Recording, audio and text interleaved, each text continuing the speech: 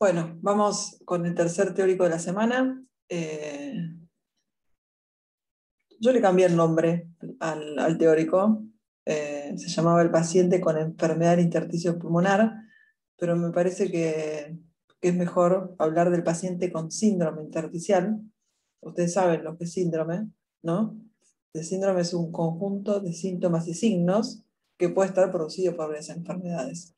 Y me parece que para medicina A, el concepto que ustedes tienen que tener como objetivo este teórico es poder identificar a los pacientes que presentan un síndrome intersticial, es decir, síntomas y signos que caracterizan a este síndrome y que plantea varios diagnósticos diferenciales, entre ellas las enfermedades intersticiales pulmonares, que son un grupo de enfermedades que, como vamos a ver ahora, no son tan frecuentes y que no nos vamos a detallar en cada una de ellas. Ustedes tienen que reconocer a un paciente que se presenta con este síndrome. Bueno, y bueno, como su nombre lo indica, vamos a pasar la diapositiva. Como su nombre lo indica, la ubicación anatómica del proceso patológico es el intersticio pulmonar. ¿Y qué es el intersticio pulmonar? Es el espacio comprendido entre la membrana basal de las células de revestimiento alveolar y la membrana basal de las células endoteliales capilares. En este pequeño espacio se encuentran elementos acelulares, principalmente fibra de colágeno, y también elementos celulares, macrófagos intersticiales, fibroblastos y miofibroblastos. Acá en este gráfico podemos localizar el espacio intersticial, este pequeño espacio, que se encuentra, como recién dijimos, entre la membrana basal del epitelio alveolar y la membrana basal de la célula endotelial. En este pequeño espacio se encuentra la membrana alveolo-capilar, que es una pequeña membrana muy delgada, de 0,5 micras, que es donde ocurre, ¿qué cosa? El intercambio gaseoso o la hematosis. Es donde pasa la PO2 desde el alvéolo al capilar, y en sentido inverso, ambos procesos ocurren por gradiente de concentración, la PCO2 desde el capilar hacia el espacio aéreo o alveolar. Entonces, si nosotros tenemos un proceso patológico que se va a localizar a nivel de la membrana alveocapilar, que es donde ocurre el intercambio gaseoso, lo que se va a producir, si yo tengo, por ejemplo, un proceso inflamatorio, que inicialmente esta inflamación va a producir engrosamiento del intersticio, esto va a hacer que la membrana alveolo-capilar se engruese y se altere la difusión, la hematosis y el intercambio gaseoso. ¿Y qué va a pasar? ¿El paciente qué va a tener? El paciente va a tener hipoxemia. Este trastorno de la difusión se va a manifestar desde el punto de vista gasométrico como hipoxemia, que esto lo va a manifestar con disnea. Hay dos patrones que después la semana que viene lo vamos a volver a definir, y cuando hablemos del paciente con obstrucción bronquial, que es el segundo eje de unidad temática de la semana que viene, es el paciente con obstrucción bronquial, vamos a volver a hablar de esto. A veces es difícil cuando uno empieza a dar los primeros teóricos, porque hay algunos conceptos, como por ejemplo la espirometría, que ahora vamos a hablar algunas cosas que se van a dar la semana que viene, y que ahora les va a parecer medio chino de lo que estoy hablando, salvo lo que recuerden de fisiología, pero que no se preocupen, que después son conceptos que vamos a reforzar. Desde el punto de vista de la inspección y desde los mecanismos de las enfermedades respiratorias, nosotros tenemos dos grandes mecanismos que pueden producir alteraciones en el patrón respiratorio, que son las enfermedades que producen obstrucción bronquial y las enfermedades que producen restricción.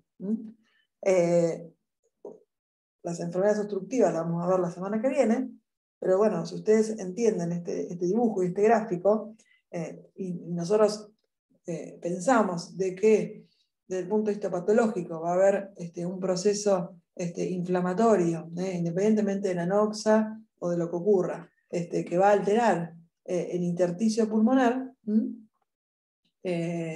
este proceso, esta inflamación a este nivel, va a hacer que el pulmón esté más rígido. Las enfermedades restrictivas se caracterizan por eso, por una alteración en la compliance. Entonces el paciente va a tener, cuando respira, el patrón restrictivo característico de las enfermedades de este tipo, el patrón ventilatorio característico de las enfermedades restrictivas, es lo que se llama taquipnea con hipopnea, que es la respiración superficial. Entonces, nosotros ubicamos anatómicamente dónde está el proceso. Los pacientes con el síndrome intersticial, la ubicación anatómica del proceso patológico es el intersticio pulmonar. Nosotros ya sabemos que el intersticio pulmonar se encuentra la membrana alveolo capilar y es donde ocurre la hematosis. Entonces, si se altera esta estructura, lo que se va a alterar es la difusión alveolo capilar, o sea, el intercambio gaseoso. Y el paciente va a tener hipoxemia. ¿Por qué va a tener hipoxemia? Y en general no tienen ni hipercapnia, sino normo o hipocapnia, porque la PCO2 es mucho más difusible que la PO2. Entonces los pacientes tienen hipoxemia con normo o hipocapnia. A veces como hiperventilan para compensar, tienen hipocapnia. ¿Cómo lo va a manifestar clínicamente el paciente esta hipoxemia? Con disnea, con sensación de falta de aire. Y cuando yo lo veo, ¿cómo se me altera el patrón ventilatorio? Con restricción. Y el paciente que va a tener taquipnea con hipopnea. ¿Está bien? Eso sería como el resumen, yendo desde lo anatómico, lo que ocurre fisiopatológico, la correlación de esto con la fisiología pulmonar y esta alteración de la fisiología pulmonar, cómo se va a manifestar clínicamente.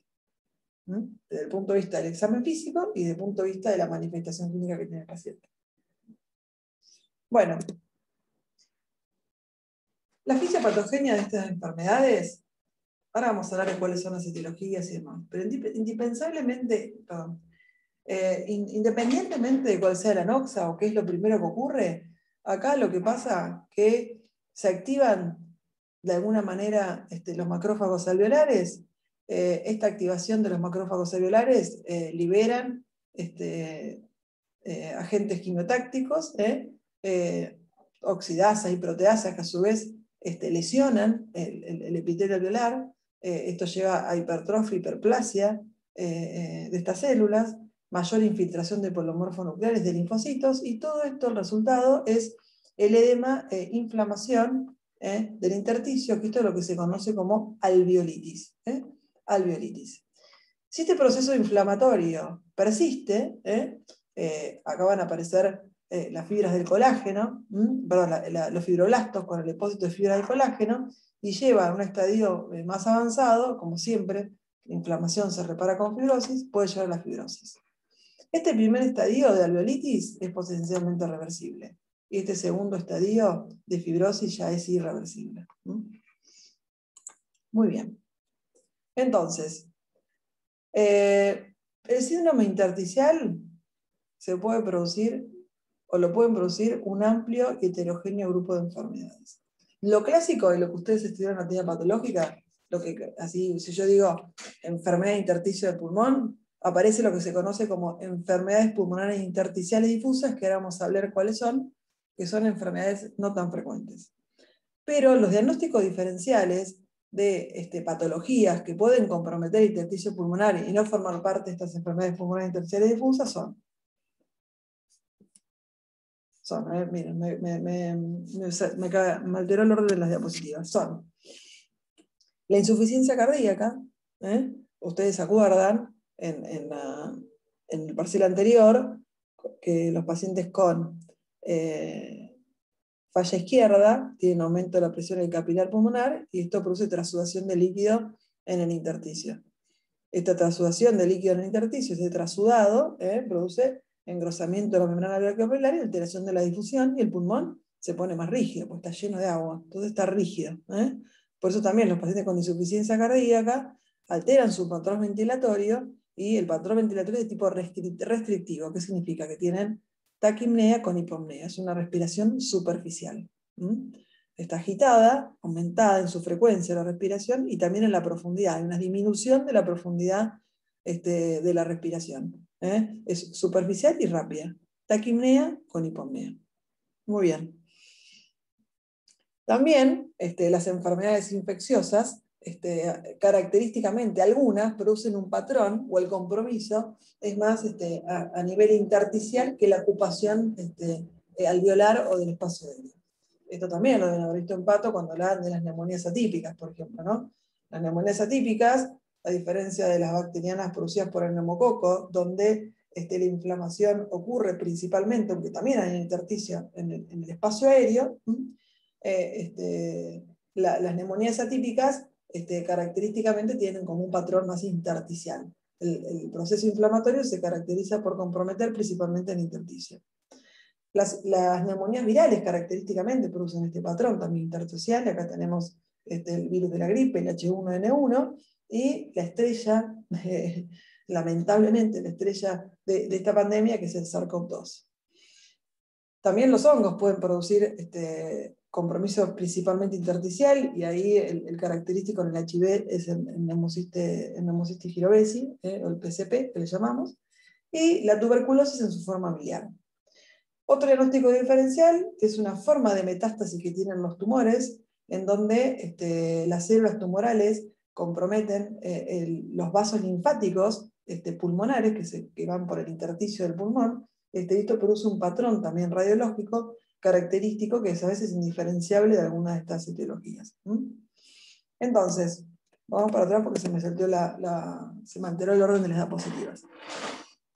Cuando yo hablo de un síndrome intersticial, entre los diagnósticos diferenciales planteo la insuficiencia cardíaca, enfermedades infecciosas, la linfaquitis carcinomatosa y las etiologías primarias que se conocen como enfermedades pulmonares intersticiales difusas.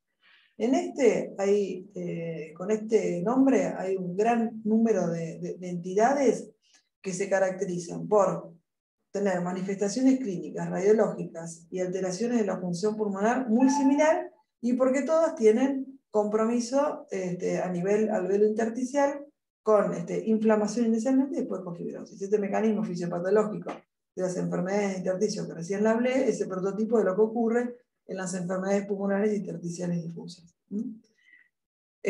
Cuando yo hablo de enfermedad intersticial, siempre lo digo al inicio cuando lo defino, pero lo voy a decir ahora porque en ese momento no lo dije. Cuando yo hablo de síndrome intersticial, nada es todo tan puro, ¿no? Porque imagínense que el alvéolo está inmediatamente al lado del intersticio, y los vasos también están ahí al lado. Si nos recordamos el gráfico inicial donde yo puse los puntitos de línea rojo, para ubicar anatómicamente dónde estaba el intersticio, las estructuras anatómicas están muy cercanas.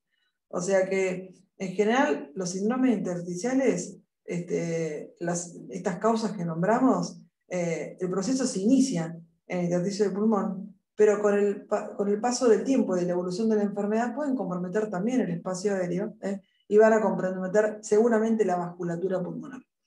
Esto es importante porque ahora cuando hablemos de algunas manifestaciones cardiovasculares o cardíacas de la enfermedad del intersticio, tenemos que entender por qué es eso. O sea, la injuria se inicia, el proceso más importante en el intersticio del pulmón, pero también se compromete el espacio aéreo y también se compromete la vasculatura. Muy bien. Yo no me voy a detener en esta clasificación porque excede terriblemente el objetivo de esta charla, pero así como datos generales, aparte las viven reclasificando y demás, así que no tiene mucho sentido porque siempre van perdiendo actualidad. Las enfermedades pulmonares intersticiales difusas las podríamos dividir en tres grupos.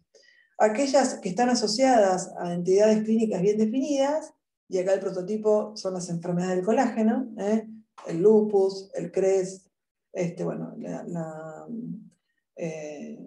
todas las enfermedades del colágeno que pueden producir o alterar en algún momento el síndrome de Sjögren, de su evolución en la artritis reumatoidea, en su evolución en el intersticio del pulmón, pero también aquellas lesiones pulmonares secundarias a polvos inorgánicos, que es lo característico de las neumoconiosis, como por ejemplo el sílice, o secundarias a polvos orgánicos, que lo característico de esto es la alveolitis alérgica extrínseca. lo que se llaman también neumonitis por hipersensibilidad.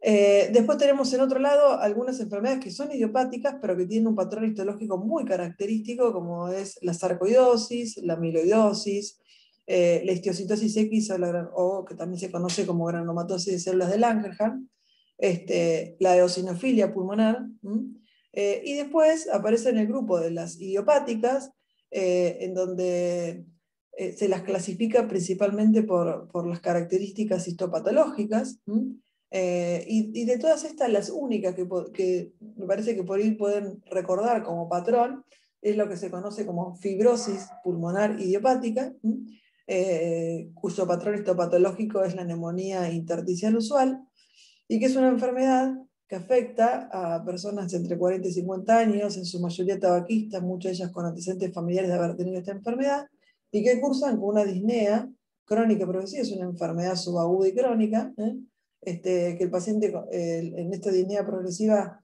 a veces se va adaptando y consulta ya con la disnea clase funcional 4 y con signos en el examen físico de hipoxemia crónica como el hipocratismo digital. Y todas las demás, la neumonía intersticial aguda, la intersticial no específica, la descamativa, la bronquiolitis respiratoria con enfermedad intersticial pulmonar, la linfocítica, bueno, todas estas no nos vamos a dedicar a hablar ahora, y el diagnóstico principalmente se puede hacer con la histopatología, o sea, yo necesito sacar tejido pulmonar, una biopsia pulmonar, para poder hacer el diagnóstico. Más allá que la radiología, algunos patrones clínicos nos pueden ayudar, el diagnóstico es histopatológico. Muy bien, estas enfermedades intersticiales pulmonares, la prevalencia no es alta. Miren que un neumonólogo, esto en Estados Unidos, nosotros tenemos poca estadística en Argentina, pero un neumonólogo en Estados Unidos representa el 15% de las consultas.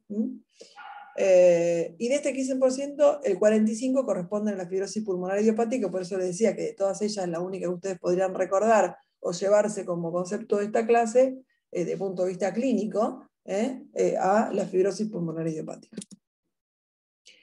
Muy bien, acá la historia clínica, como siempre, es muy importante, pero en este caso cobra algún valor mayor todavía, porque en la mayoría de ellas, a través de la anamnesis, yo puedo detectar o saber o aproximar mi diagnóstico a cuál puede ser la causa desencadenante de la etiología de esta enfermedad.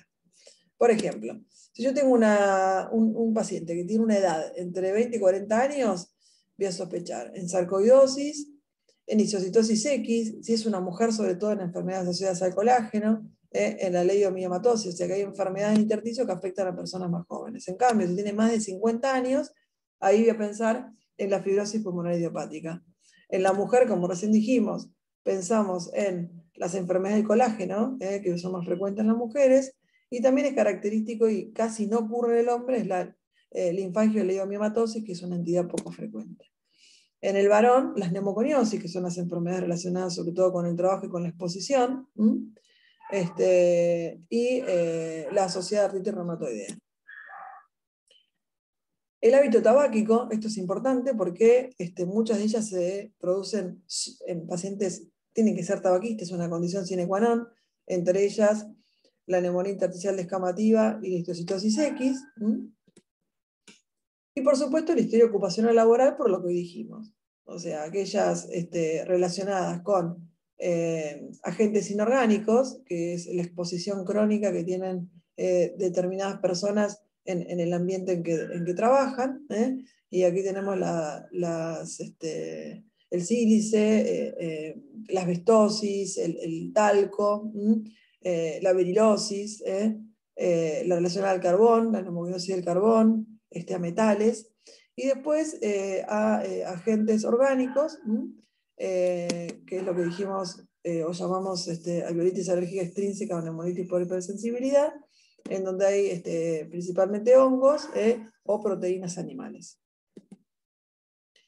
Muy bien, después también siempre hay que preguntar qué toma el paciente, porque hay muchos fármacos que pueden presentar como efecto adverso toxicidad pulmonar. En esto siempre, en el efecto adverso de un fármaco, en la toxicidad de un fármaco en un órgano o en una determinada manifestación, acá hay algo que es muy importante desde el punto de vista clínico para sospecharlo y para diagnosticarlo, que es la relación causal. Es decir, tomar el fármaco y tener el efecto. Sacar el fármaco y que el efecto disminuya. Esta relación causal, relación causa-efecto, es algo muy importante para que nosotros podamos relacionar un efecto adverso con un fármaco. Algo también que es muy importante, que uno debe preguntar, es si el paciente recibe radioterapia localizada en el pulmón. Por ejemplo, en el cáncer de mama, la radioterapia del tórax, en los tumores del mediastino, linfomas y demás, la radioterapia del tórax puede tener como efecto adverso ese cuadro, la radioterapia lleva a producir inflamación del parénquima pulmonar, y esta inflamación puede llevar a la fibrosis. Entonces, también en un paciente que recibe radioterapia, varios años después se puede manifestar con disnea y tener en las imágenes un patrón de intersticio pulmonar. Y con respecto a las drogas, acá están escritas, las quimioterapias hay que tenerlas siempre en fuente porque hay toxicidad a la quimioterapia. Hoy en día está un agente biológico que es un anti-CD20, que es el rituximab, que se usa para todo, no solamente para las enfermedades oncológicas, sino que ya se ha extrapolado su utilización a las enfermedades inmunológicas y autoinmunes, y produce, y hemos tenido varios casos en el hospital, de toxicidad pulmonar.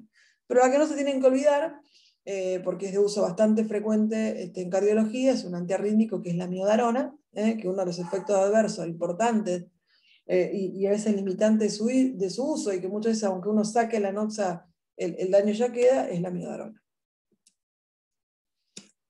También la duración de la enfermedad. Las agudas, las subagudas y las crónicas. No vamos a hablar de cada una de estas, pero acuérdense con respecto a la fibrosis pulmonar idiopática, yo les decía que era una enfermedad, ¿no?, más bien crónica. En cambio, la insuficiencia cardíaca va a ser más aguda, las infecciosas son agudas, con diagnóstico diferencial, y después esto ya no es tan importante, no excede muchas de estas diapositivas al objetivo de esta clase. Esto sí es importante para ustedes, para medicina. ¿Cuáles son las manifestaciones clínicas de este síndrome? El síntoma cardinal es la disnea. Esta disnea es de esfuerzo, generalmente de esfuerzo, pero que a lo largo del tiempo va progresando y puede ser de reposo. Otro síntoma muy frecuente es la tos seca. Es una tos de carácter irritativo. Entonces, la disnea y la tos seca son las dos manifestaciones clínicas más importantes de esta enfermedad. ¿Y qué va a encontrar en el examen físico? ¿Qué puedo encontrar? Alteración del patrón ventilatorio, que va a ser de tipo restrictivo, lo que les dije yo hoy al principio, la taquipnea con hipopnea, es decir, la respiración superficial. Puedo tener cianosis, pero esto ya cuando la enfermedad es avanzada, hipocratismo digital, como un signo de hipoxemia crónica, y a la auscultación va a aparecer un tipo de RAL crepitante que, a diferencia de los rales crepitantes que ocurren en la insuficiencia cardíaca o en las neumonías bacterianas, que son el resultado de la ocupación alveolar, ya sea por un trasudado o un exudado, acá lo que vamos a tener es la fibrosis intersticial, compromete el alvéolo, y la expansión del alvéolo al final de la inspiración produce un crepitante que es un crepitante seco de tipo velcro. Si ustedes lo escuchan una vez, les va a quedar le queda muy marcado en la cabeza y lo van a poder entender. Si ustedes agarran, miren, el pelo, y las chicas, sobre todo que tienen pelo largo, o los varones que también, eso ya no es más, ¿no? Perdón lo que dije, chicas, varones, ¿no? Los patrones de qué es de varón, qué es de mujer, ya no se usa más, ¿no es cierto? Y está bien que así sea. Pero bueno, los que tienen pelo largo, lo que tienen que hacer es frotar el pelo en el oído, y van a escuchar un ruido, que ese ruido es muy parecido al RAL crepitante velcro. Muy bien, acá tenemos una imagen de acropaquia o hipocratismo digital, que es el engrosamiento distal de las falanges. Si nosotros comparamos en esta figura la falange distal con la proximal, vemos un engrosamiento. Esto es característico del hipocratismo digital y se produce por un factor de crecimiento que se libera por la hipoxia, que lleva al crecimiento o al engrosamiento periósteo de la falange distal. Ocurre cuando la enfermedad pulmonar ya es avanzada, y no es característico solo de la hipoxemia o de la fibrosis pulmonar idiopática puede aparecer en otras enfermedades, obviamente en todo lo que lleva a hipoxemia crónica, como puede ser una cardiopatía congénita, un cáncer de pulmón, pero también lo pueden tener las enfermedades intestinales y a veces puede ser hasta constitucional. Lo otro es lo que se conoce como uña en vidrio reloj. Fíjense que es el ángulo normal de una uña, y cuando este ángulo se distorsiona, se llama uña en vidrio reloj porque los relojes antiguos, el vidrio, tenían esta forma ovalada. Entonces el hipocratismo digital y las uñas en vidrio de reloj son dos datos que uno busca en el examen físico que a veces se encuentra como hallazgo. Entonces, además de estos signos característicos del síndrome intersticial, o sea, el patrón ventilatorio restrictivo con taquinea con hipopnea, la presencia de roles crepitantes velcro, y en el caso que la enfermedad sea muy avanzada, cianosis o hipocratismo digital, yo puedo encontrar, de acuerdo a la causa de la intersticiopatía, otros síntomas, otros signos en el examen físico que son responsables del trastorno primario. Por ejemplo, a ver, si el compromiso intersticial se debe a una colagenopatía como el lupus, por ejemplo, yo puedo encontrar en el examen físico la característica ala de mariposa en la fascia del lupus. Puedo encontrar úlceras orales, puedo encontrar signos de artritis en el examen. Puedo encontrar púrpuras o petequias en el examen de la piel o de los miembros inferiores, pero eso son características de las causas secundarias. Si es algo infeccioso, ¿no? Puede tener fiebre el paciente,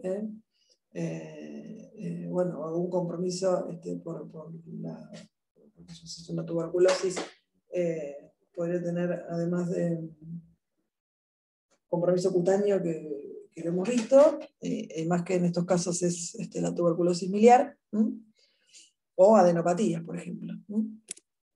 Muy bien. ¿Y se acuerdan lo que yo les dije hoy al principio?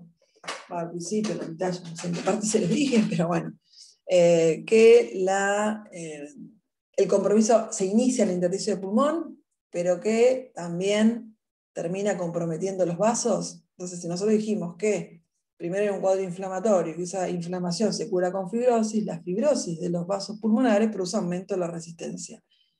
Y este aumento de la resistencia, agravado a su vez porque el paciente tiene hipoxemia, usted sabe que la hipoxemia va a producir vasoconstricción, eso va a llevar a la hipertensión pulmonar, y esta hipertensión pulmonar va a tener consecuencias sobre el corazón derecho.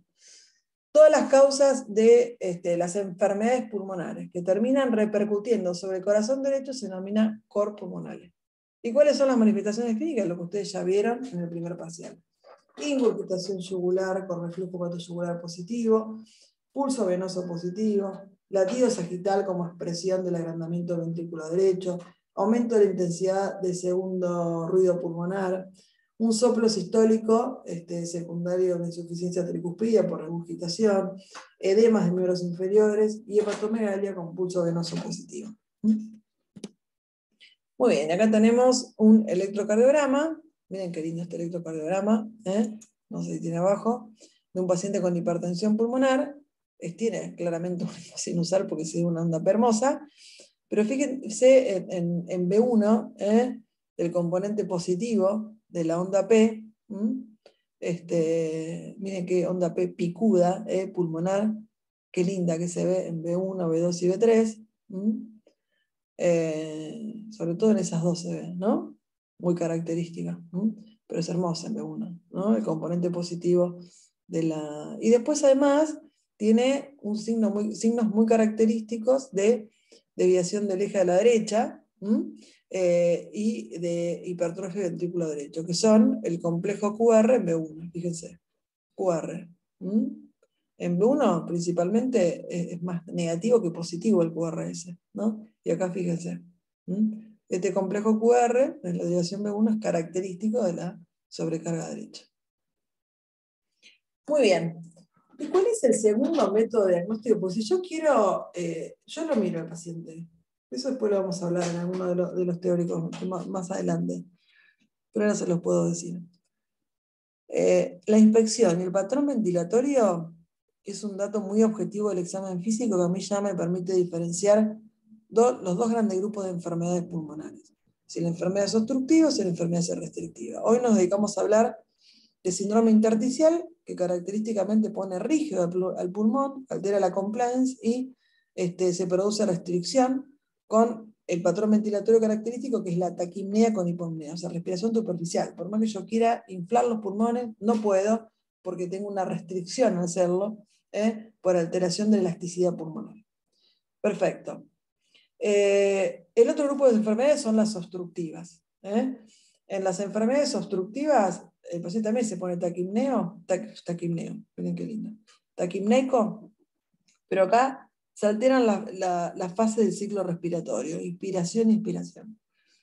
Siempre que yo tengo una obstrucción, esto lo vamos a hablar mejor la semana que viene, a mí me va, usted sabe que la inspiración es un mecanismo activo y la expiración es un mecanismo pasivo. Entonces, cuando yo tengo una obstrucción en la vía aérea alta no, estoy hablando en la vía aérea baja. Cuando yo tengo una obstrucción en la vía aérea baja, a mí me va a costar mucho más sacar el aire que entrarlo, ¿no? Por esto que dijimos, que la inspiración es activa y que la expiración es pasiva. Entonces, ¿qué es lo que pasa?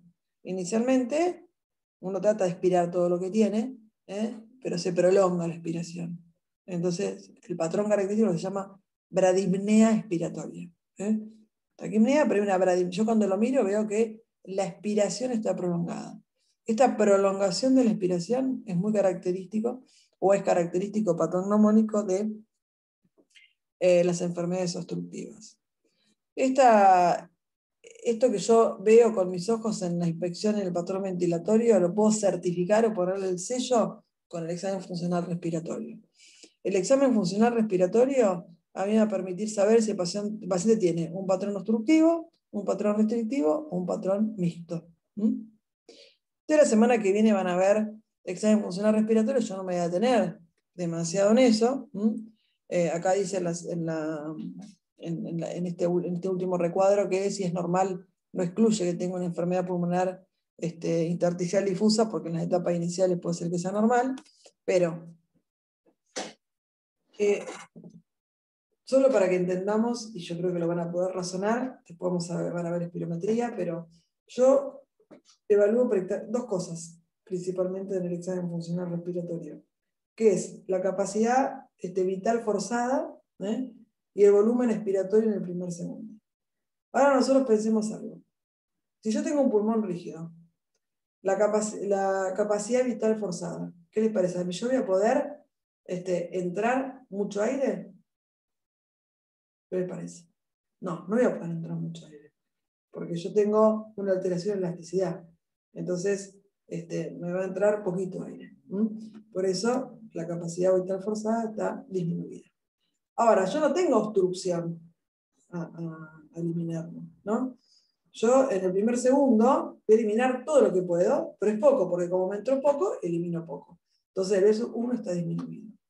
Ahora, la relación B1, capacidad vital forzada, que normalmente es entre el 70 y el 80%, acá, como a mí me entra poco, y yo no tengo ninguna dificultad en eliminarla, no tengo ninguna alteración, no tengo obstrucción que me impida eliminar lo que tenga dificultad para eliminar el aire, yo en el primer segundo elimino todo o más de lo normal. Por eso la capacidad vital forzada, el difenó, es normal o está aumentado. Y la pequeña vía aérea que esto es variable. Entonces, lo que caracteriza al patrón restrictivo es volúmenes pulmonares pequeños, o sea que la capacidad vital forzada, que es el aire que yo expiro luego de una inspiración máxima, va a estar disminuido, y el B1, que es el volumen que yo expiro en el primer segundo, lo voy a hacer sin ninguna dificultad, pero como me entra poco, voy a eliminar poco, y la relación, que normalmente es del 60%, acá 180, acá también va a estar normal, aumentada, porque yo voy a eliminar casi todo lo que tengo. Normalmente yo elimino el 80% en el primer segundo. De lo que me ingresa, de forma normal, la relación es que yo elimine el 80%. Acá voy a eliminar el 80% un poco más, porque no tengo dificultad para eliminar. Entonces, la característica de la restricción es que el tifenó o esta relación está normal o aumentada. Después vamos a hablar de la obstrucción y lo vamos a comparar con esto. Y los volúmenes pulmonares y las capacidades pulmonares están todas disminuidas. Esta es una espirometría normal, este es el dibujo de una espirometría normal, y en la espirometría con restricción el dibujo es muy parecido, pero chiquitito. Chiquitito. Muy bien, hay un método diagnóstico que se altera precozmente, que es muy útil para evaluar la difusión, para ver con qué eficacia se produce la difusión, y es lo que se llama capacidad de transferencia pulmonar de monóxido de carbono o DLCO. Es muy sensible para evaluar las enfermedades del intersticio y se halla precozmente comprometido. Por eso es importante pedirlo cuando uno sospecha que es una alteración en la difusión. ¿Y en qué consiste? Consiste en a que un paciente inhale una mezcla de aire conocida que presenta una concentración de monóxido de carbono no tóxica, y se le pone también nitrógeno, porque como el nitrógeno no hay es un gas, ¿no? Que se encuentra a nivel de los gases atmosféricos, pero que no existe a nivel del torrente sanguíneo. No hay gradiente de presión, por eso rápidamente es igual a la presión de un lado del otro, y es una constante que me permite saber si hay un grado de dilución alveolar del monóxido de carbono. Entonces yo le hago inhalar una mezcla de aire con una concentración conocida de monóxido de carbono, después le hago inhalar y veo cuánto inhala de monóxido de carbono.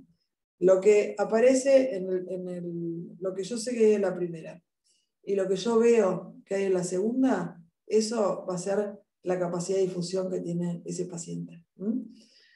Muy bien. ¿Qué otra cosa le puedo hacer? Gases en sangre arterial o saturarlo, y lo que voy a encontrar que este trastorno en la difusión me va a producir hipoxemia con normohipocapnia, por lo que dijimos que la PCO2 es mucho más difusible que la PO2, entonces sí, aunque la membrana esté engrosada, le va a resultar más sencillo pasarla, y si yo encima me pongo taquipneico para compensar la hipoxemia, puede ser que incluso no tenga normocapnia, sino hipocapnia.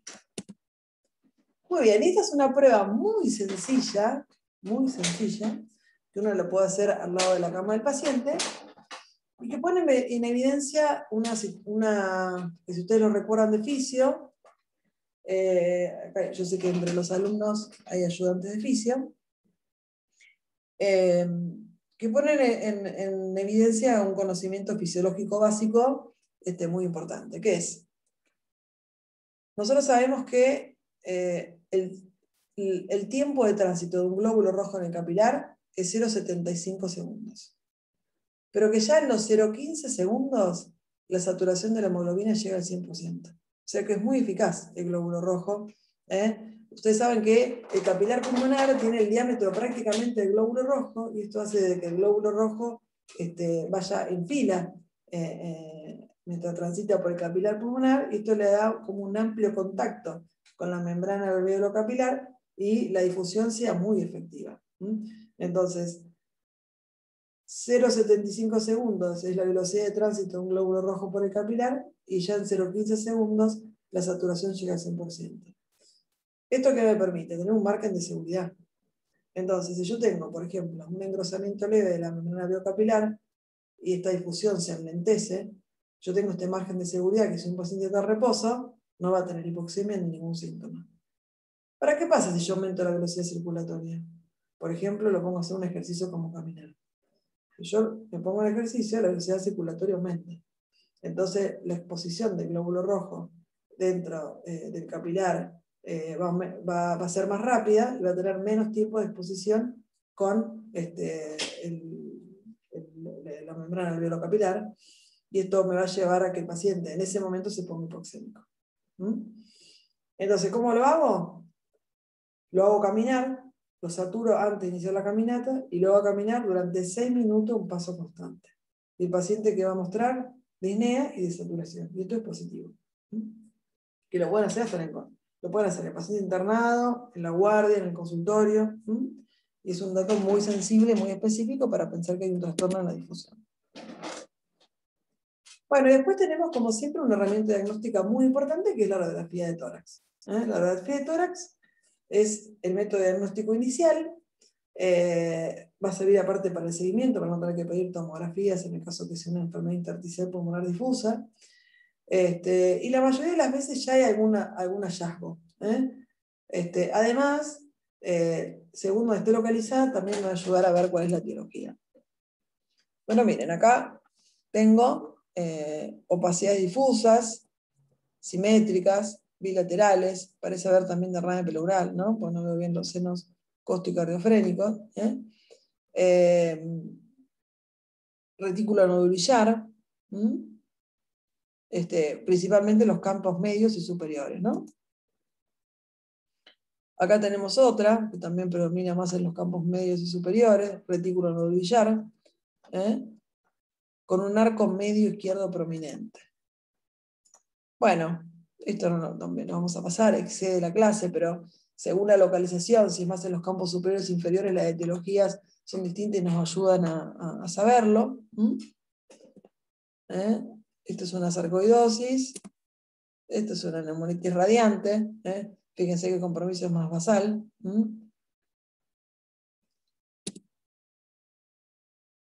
Esto es una histocitosis X.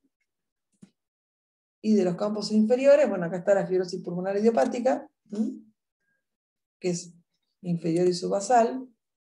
Esto, miren, no lo van a ver muy seguido. La asbestosis produce una cosa característica que es la calcificación de la pleura. Estas placas pleurales son característicos de la asbestosis. Muy bien, y acá fíjense, miren. Acá está miren, acá tienen los 4 diagnósticos diferenciales de una enfermedad intersticial del pulmón, con lo que nombramos al principio de las otras etiologías que pueden producir compromiso intersticial. Tenemos en la primera diapositiva un edema agudo de pulmón, acá también sucio los cilios con redistribución. La segunda placa es de una neumonía por PCP en un HIV. La tercera, es una tuberculosis miliar. Y esta última de una linfagitis carcinomatosa. Bueno, acá es muy importante la tomografía de alta resolución.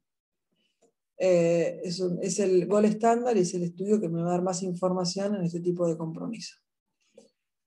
El más característico y el que vamos a ver, y bueno, tal vez ustedes en los prácticos con los docentes les muestren, si estuviéramos en la sala estaríamos viendo continuamente, y ahora con el COVID que a todos le hacemos tomografía, y es la manifestación más característica del COVID. Lo que aparece, uno de los signos radiológicos más importantes, lo que se conoce como vidrio esmerilado.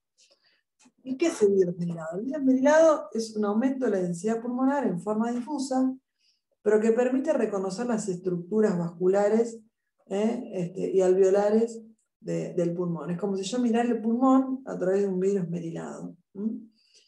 ¿Y qué representa?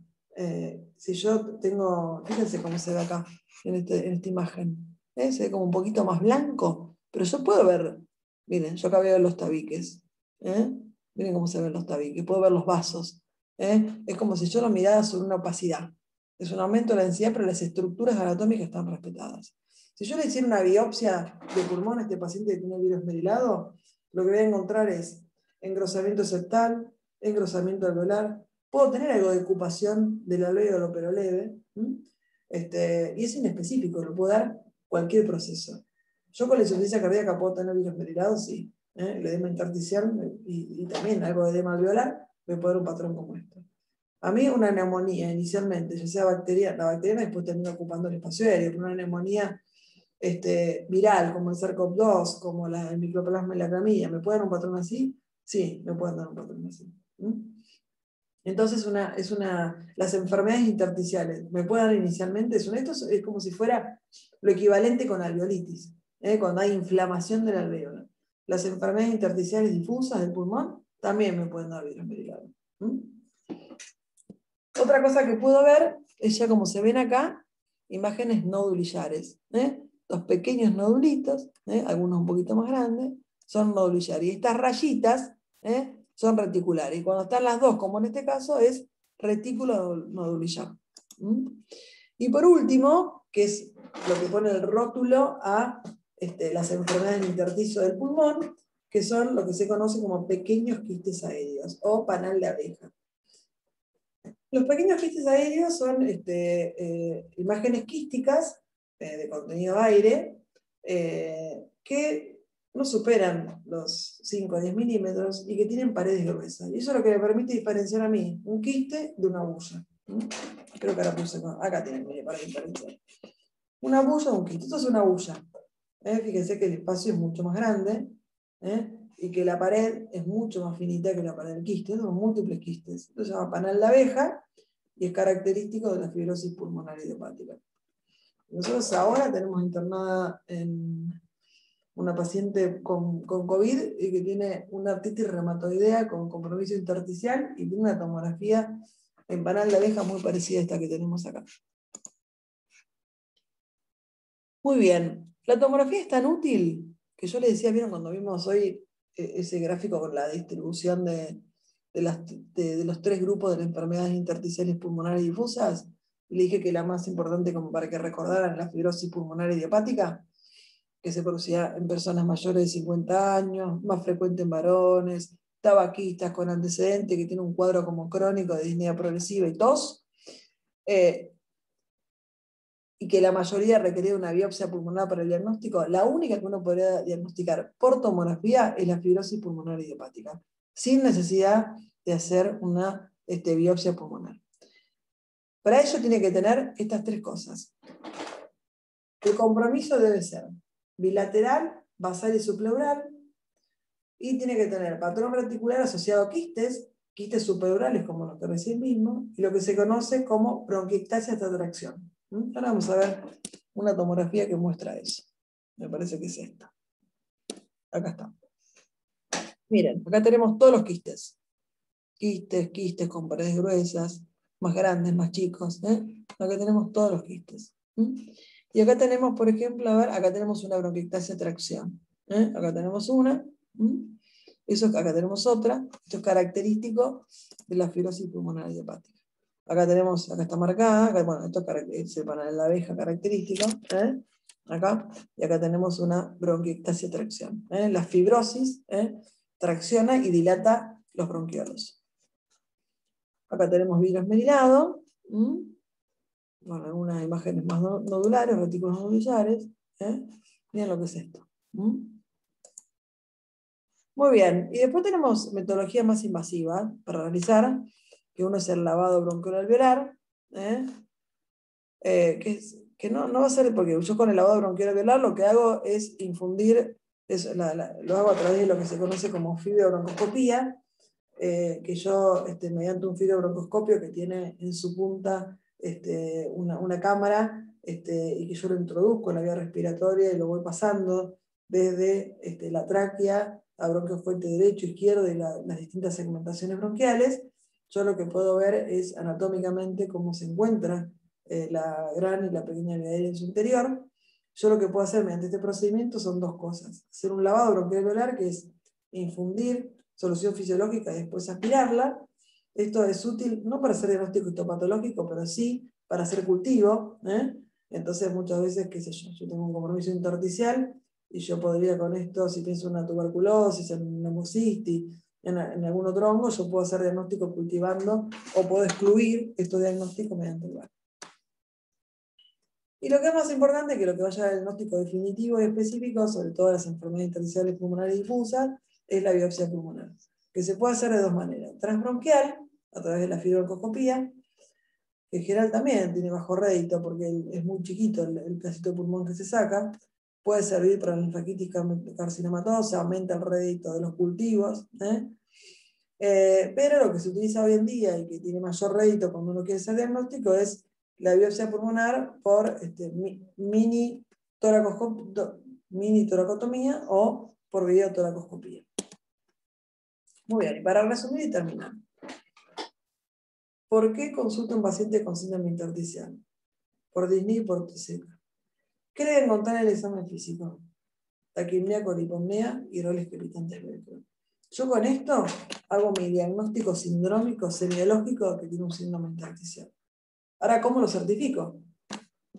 Voy a pedir un examen funcional respiratorio con la espirometría, con lo que dijimos hoy, de la capacidad vital forzada, el BS1 y el difenó que caracterice, que me va a dar el rótulo que tiene un patrón restrictivo. Le puedo hacer una DLCO que me va a poner de manifiesto la alteración de la difusión o una prueba de la caminata. Y con respecto a las imágenes, le voy a pedir, como siempre, le estoy diciendo una placa de tórax, hice una tomografía, que dijimos que era muy sensible para evaluar el intersticio pulmonar.